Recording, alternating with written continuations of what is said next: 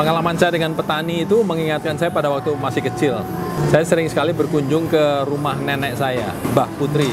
Dia tinggalnya di desa, kurang lebih 10 km di luar kota Madiun. Dan saya sudah bisa memahami sekecil itu ya bahwa ternyata bekerja sebagai petani itu nggak mudah ya. Si miskin yang dihadapin petani itu sampai sekarang masih tetap merupakan satu hal yang tidak bisa saya terima dan tidak bisa saya mengerti juga. Kalau ditanya tentang peran petani ya, penting atau nggak penting, saya sebenarnya kepengen nanya balik aja. Bisa nggak kita bayangkan hidup tanpa petani? Tapi termasuk juga nelayan dan juga pekebun ya.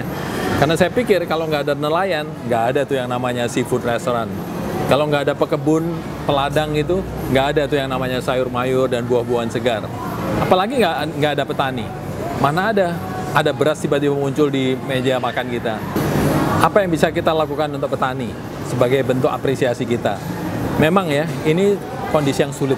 Sebetulnya kalau urusan petani, kita harusnya menunggu pemerintah bekerja lebih banyak ya untuk memastikan kesejahteraan mereka, memastikan satu sistem sehingga mereka itu bisa hidup layak. Ada juga yang bisa kita lakukan ya, yaitu penganekaragaman pangan.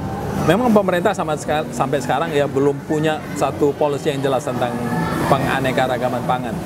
Tapi kita harus mulai melakukannya. Terutama kita harus menyadari bahwa petani itu kan tidak semata-mata hanya menanam padi.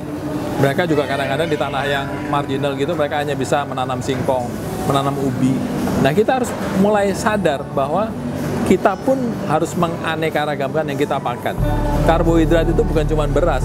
Nah, itu tadi juga satu partisipasi kita ya pada kehidupan mereka. Karena kalau tidak, nanti jangan-jangan beras kita aja datangnya harus dari 300 km dari tempat di mana kita tinggal.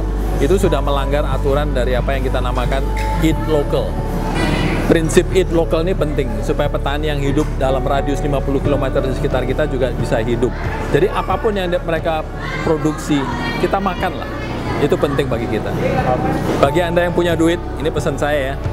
Jangan pakai duit Anda untuk mengkonversi lahan sawah menjadi lahan properti atau macam-macam gitu ya. Biarlah petani tetap menjadi petani dan menghidupi kita dengan tanaman-tanamannya. Terima kasih petani.